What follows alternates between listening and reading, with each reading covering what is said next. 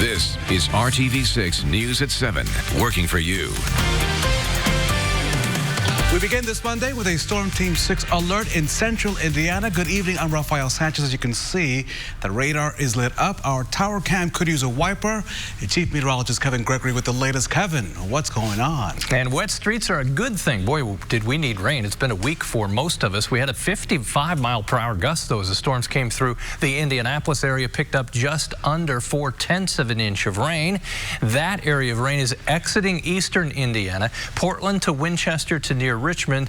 That will push into the Buckeye State. It's being followed, though, by additional areas of rain. The intensity, the coverage is certainly diminished from Greencastle east into southwest portions then of Hendricks County, mainly south of 36. There are other areas of showers and thunderstorms still in Illinois. I think it will be very sporadic and the coverage very poor for the rest of the night as the cold front approaches. 72 in Indianapolis, actually up 1 degree in the last hour. Look what happens when the rain ended early in the day. In Lafayette, you've had a chance to recover to 78, 76 in the Terre Haute. Between now and 11, additional showers and thunderstorms scattered, and then you see how our rain chances just diminish as we go through the overnight. Likely wake up to dry and cool, comfortable conditions first thing in the morning. Hiring Hoosiers, RTV6's mission to connect you with the jobs, skills, and the resources that you need. California-based eHealth Inc. is establishing its new Eastern U.S. Technology and Operations headquarters right here in the Circle City.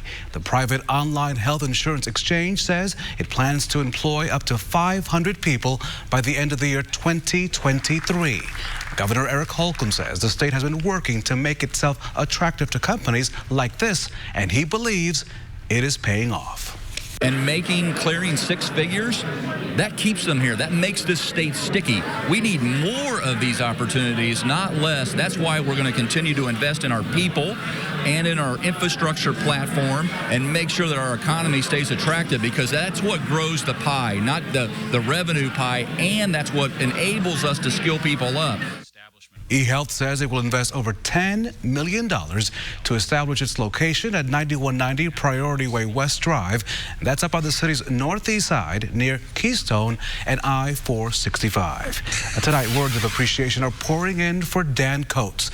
The former senator from Indiana will resign from his position as the Director of National Intelligence next month. Coates currently oversees all 16 intelligence agencies and the National Intelligence Program in the United States. He's been in that role since 2017. With the news of his resignation, many members of the Indiana delegation tweeted their thanks and well wishes to Coates. Senator Todd Young, who was elected to Coates' former seat, said, quote, "Dan Coates has made Indiana proud." To read what every Hoosier lawmaker has said about Coates and his service to the country, click on this story on the RTV6 app. The Southside landfill could be getting bigger soon. State environmental regulators have issued a permit to expand its dumping grounds. RTV6's reporter Graham Hunter is talking to folks who live nearby to find out what they think about that expansion. Neighbors were given this notice that the landfill is expanding, but they were confused about what this document actually says. Now there's a growing concern that the landfill and everything that comes with it will soon be closer to the homes of the folks who live here. When I read it, I looked at it, and it kind of gives you enough information to make you curious. Henry Milton is talking about the notice he got that says IDEM issued a permit to the Southside landfill to modify its facility to expand laterally to add 42 acres of land disposal capacity. It really didn't tell which direction, they said laterally or whatever, I guess, The notice caused some confusion for Melton and others around the neighborhood. It lays out a process to appeal the permit. And they tell you can appeal this, but you don't know what you're appealing. You look at that paper, all it says is 42 acres. It didn't say which way they're going, what they're doing. There were some people in the neighborhood who thought their land was about to be taken by eminent domain. That isn't happening, but waste products will be getting closer to people's homes. Quite stinky, especially on hot summer days. That's what Alex Gale already deals with living near the landfill. You got to keep your windows closed, try to stay inside or get out of the neighborhood. He worries about his kids being outside with the possibility of pollutants in the air, and he worries about his investment. Property value could possibly go down because it's already a dump next door. But the expansion is not a done deal. The notice lays out how people can appeal, which requires neighbors to circulate a petition recommending the hiring of a lawyer and requiring the petitioners to suggest alternative language in the permit and that the alternative language be consistent with applicable law. There are some folks who are planning to put together that petition out here. We'll follow up with them and find out how that process is coming. Working for you from the South Side, Graham Hunter, RTV6. And tonight we have more details from Graham. A spokesman tells him that the South Side landfill says that most of that expansion will not be closed to any residents, and says the nearest occupied home is over 600 feet away. He added that the landfill works to control odors by collecting the gas that is produced by the breakdown of waste and using it as an alternative energy source for other projects. An investigation is now underway after a young girl was killed during a boating incident on Lake Monroe. The Indiana Department of Natural Resources says that 8-year-old Kaylee Crones Arias of Martinsville was out on the Lake Monroe with her father and friends Sunday when she was struck by the propeller of a boat. She was pronounced dead after being rushed to IU Health in Bloomington.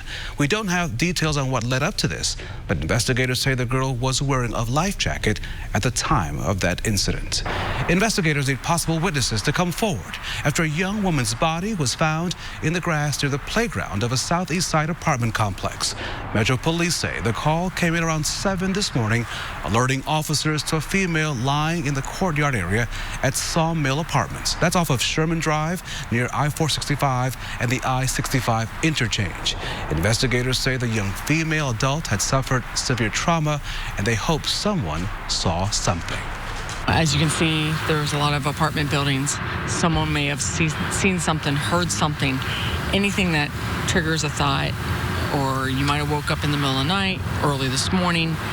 Please, we ask that you contact the IMPD homicide office or even 262-TIPS. I'll get that number again, 317-262-TIPS. We know the victim is between 18 and 25 years old, but that's the only detail we have at this hour. Police say there are no suspects, but yet they're conducting interviews with people at that complex. A major fire in Clinton County, and here are the pictures, challenges crews and even forces the city to cancel services for the week. This was the scene today in Frankfort at Werner & Son Recycling's plant. No one was inside at the time of that fire, but it was a powerful one to battle, as you can see from those pictures. The city of Frankfort has had to cancel recycling services for this week as a result of the damage.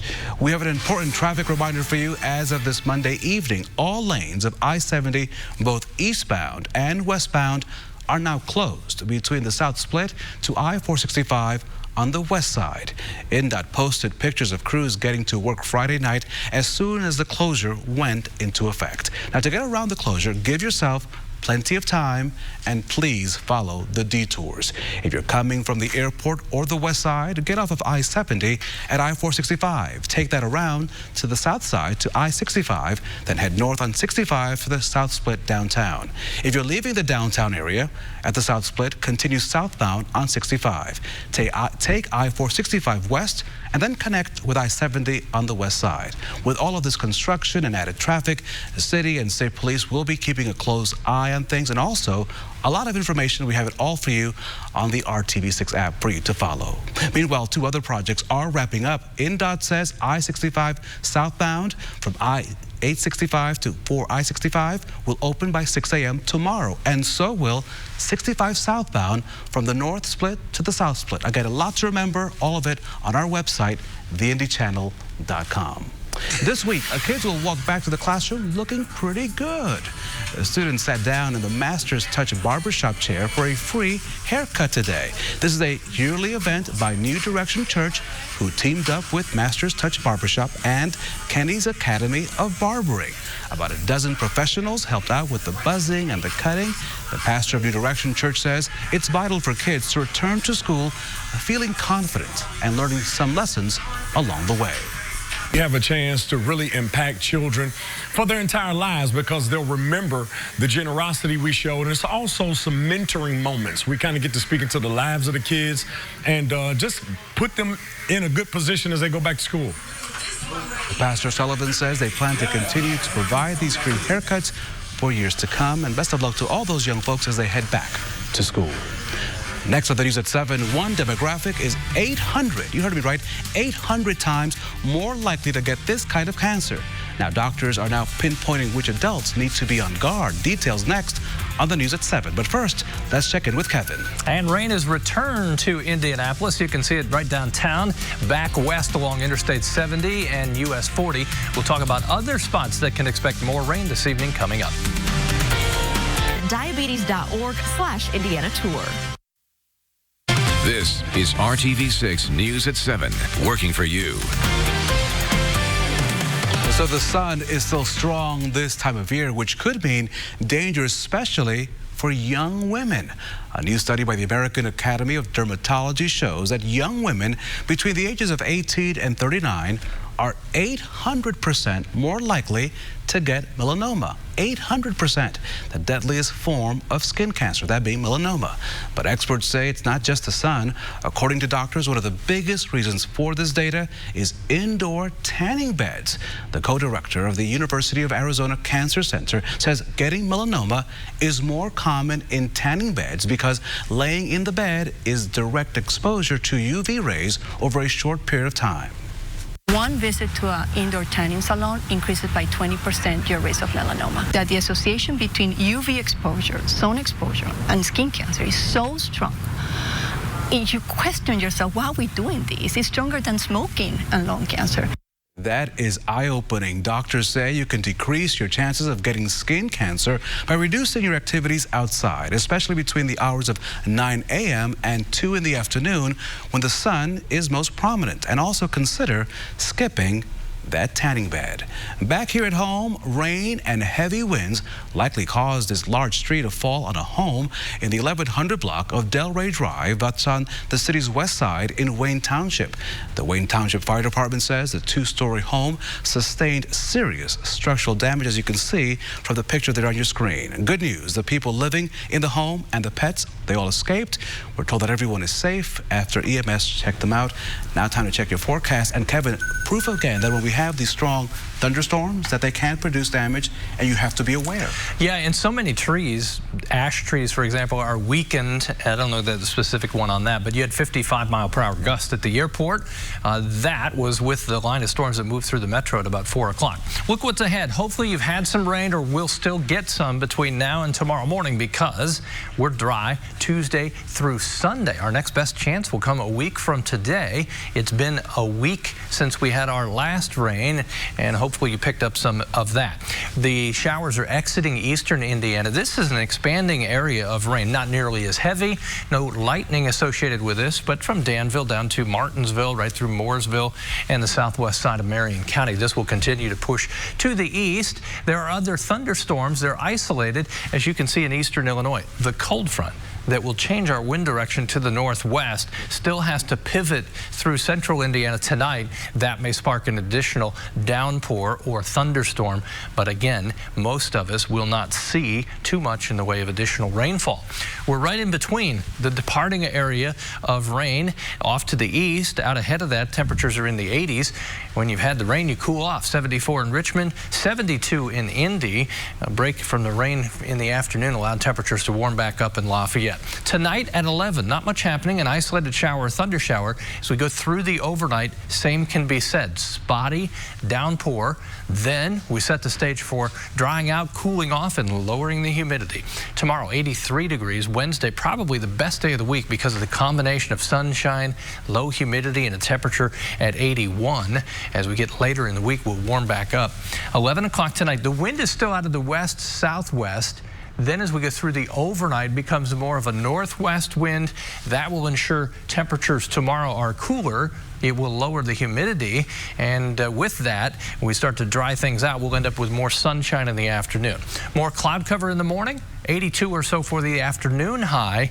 Metro area should hit 83. Other temperatures to the south and east, maybe a little warmer. It'll take a while for the cooler air to filter in.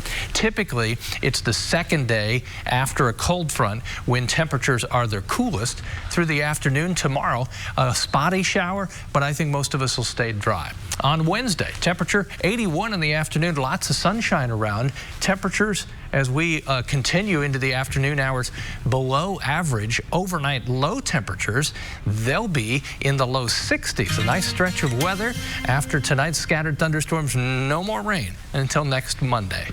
Coming up in your nightly Hiring Hoosiers report, it's a career in Indiana that's no longer a gamble.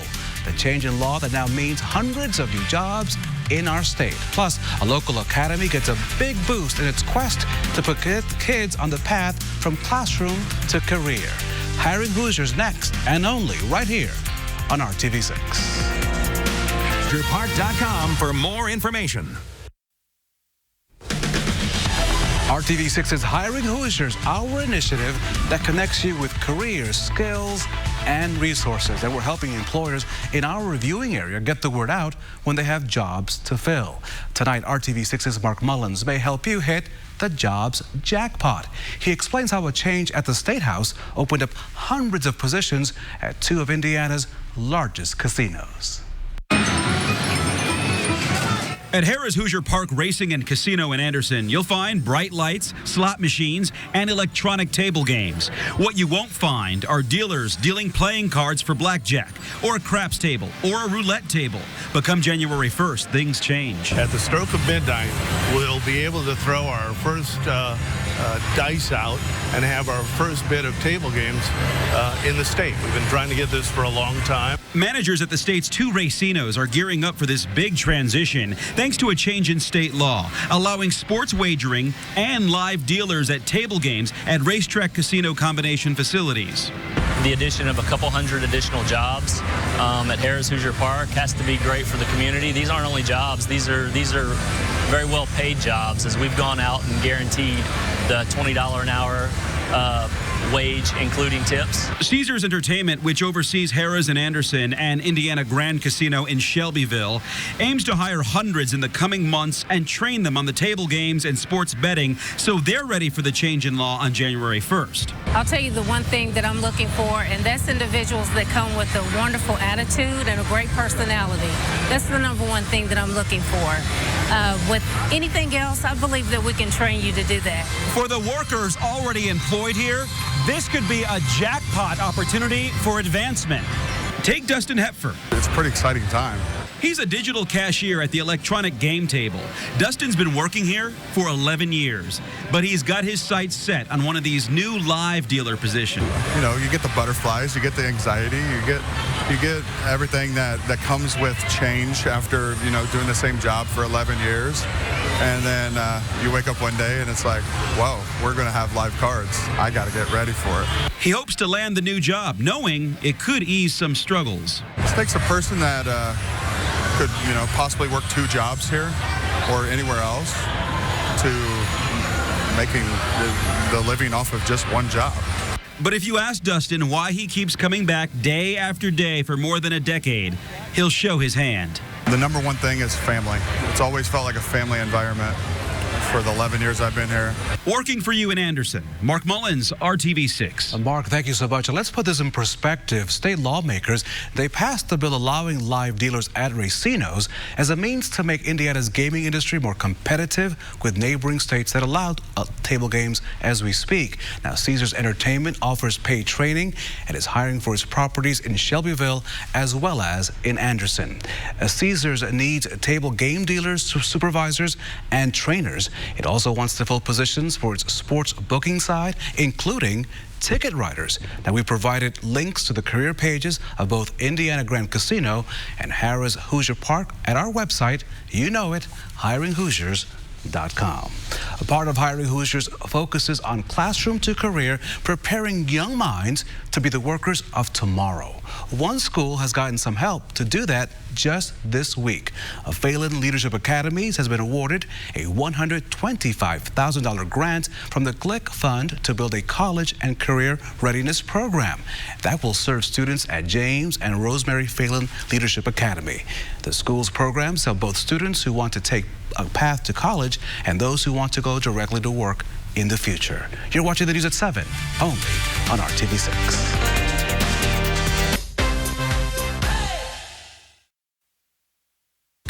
Kevin Gregory, it is time for a tenderloin and a lemon shake-up. This week is the beginning of the Indiana State Fair, and Friday, the first day, of course, is RTV6 Day at the fair. Look for us broadcasting live throughout the day, starting with Good Morning Indiana. We'll share with you all the sights and sounds of opening day, which also happens to be Band Day, and we'll bring you the stories of the people who are the backbone of our fair, the farmers. We'll see you Friday. The sights and sounds. The sight will be sunshine, and it will be comfortable. That's on Friday. We've got some evening showers now from Newcastle down to Greensburg, those moving northeast, and then south side of Indy to Greenwood, and then back west toward Cloverdale. The showers diminish later tonight, dry tomorrow. And thanks for watching our next newscast tonight at 11. Have a great evening.